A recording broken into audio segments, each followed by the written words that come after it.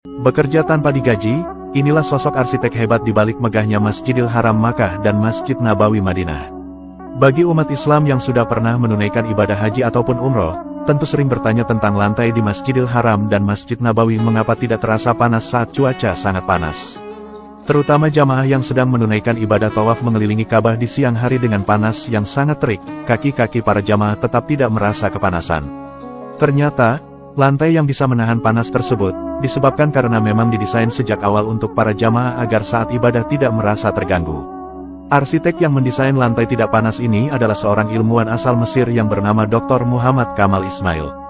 Dr. Kamal inilah yang memiliki marmer dingin, memiliki kubah listrik, dan memilih payung megah yang berada di Masjidil Haram dan Masjid Nabawi. Sewaktu muda, Dr. Kamal adalah anak muda dan lulusan termuda di sekolah setingkat SMA di Mesir. Dalam sejarah Mesir, dia dulu dikenal sebagai anak muda yang terdaftar dalam sekolah teknik kerajaan pertama yang kemudian disekolahkan ke Eropa. Ia kemudian memperoleh 3 gelar doktor di bidang arsitektur Islam. Selain itu, ia juga pernah mendapatkan selnil dan pangkat besi dari raja. Dr. Kamal menikah di usia 44 tahun, dan istrinya melahirkan anak laki-laki, namun tidak lama kemudian, istrinya lantas meninggal dunia. Setelah ditinggal istrinya, Dr. Kamal memilih menyendiri dan memfokuskan beribadah kepada Allah. Ia bahkan hampir menghabiskan usianya yang hampir 100 tahun untuk melayani 2 masjid suci, yaitu Masjidil Haram Makkah dan Masjid Nabawi Madinah. Namun, apa yang dilakukan Dr. Kamal ini jauh dari sorotan media massa. Ia adalah insinyur pertama yang melakukan perencanaan pelebaran 2 masjid suci di Masjidil Haram Makkah dan Masjid Nabawi di Madinah. Hal yang sangat mengagumkan, saat bekerja untuk 2 masjid suci tersebut, ia selalu menolak untuk mendapat cek pembayaran dari Raja Arab Abdullah bin Abdul Aziz Al Saud maupun dari perusahaan Bin Laden atas desain arsitekturnya. Beliau hanya bilang, untuk apa saya menerima bayaran untuk sebuah pekerjaan saya di 2 masjid suci, bagaimana saya nanti kalau menghadap Allah kalau untuk 2 pekerjaan di masjid suci ini saya menerima bayaran.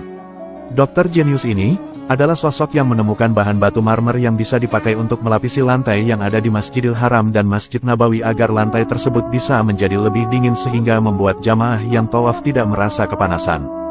Batu marmer ini dideteksi dokter jenius ini adanya hanya di gunung kecil di Yunani. Di mana, di gunung-gunung lain tidak ada.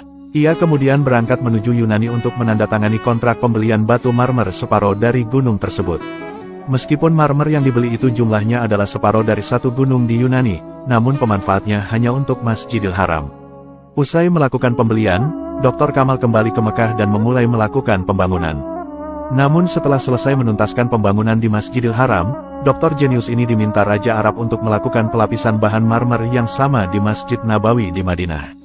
Setelah mendapat tugas dari Raja Arab, beliau lantas merasa bingung karena bahan batu marmer itu hanya ada 1 di Gunung Yunani dan separuhnya sudah dia beli. Tapi karena diperintah oleh Raja Arab, akhirnya ia berangkat kembali ke Yunani untuk menemui perusahaan yang menguasai gunung yang ada batu marmernya tersebut. Dia lantas bertemu CEO perusahaan dan menyampaikan niatnya untuk membeli kembali separuh sisa batu marmer dari gunung tersebut. Namun apa yang terjadi, menurut CEO, bahwa batu marmer sudah habis karena sudah dibeli semua oleh orang lain. Dr. Kamal lantas penasaran siapa perusahaan yang membelinya. Ia bertanya kepada sekretaris perusahaan yang menjual batu marmer tersebut, namun jawabannya tidak tahu karena pembeliannya dilakukan sudah lama.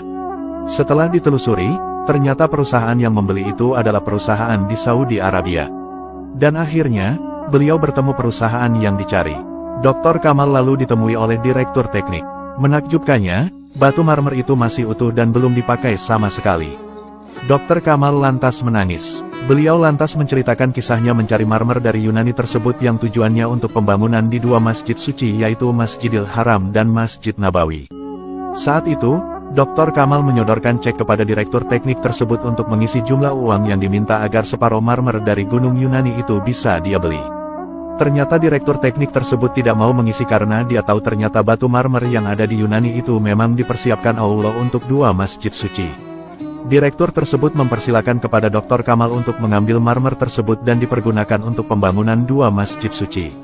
Subhanallah, Dr. Kamal pun lantas merasa lega karena bisa melanjutkan pembangunan di Masjid Nabawi sesuai perintah Raja Arab. Dr. Kamal yang dikenal sangat religius tersebut, setelah bisa menuntaskan pembangunan di 2 masjid suci, tidak lama kemudian Dr. Kamal meninggal dunia pada Agustus tahun 2008. Dan sampai sekarang, jasanya masih terus bisa dinikmati oleh seluruh umat Islam di seluruh dunia setiap menjalankan ibadah di Tanah Suci. Semoga kita semua bisa berangkat haji dan umroh ke Tanah Suci, dan bisa beribadah di kedua masjid suci. Amin.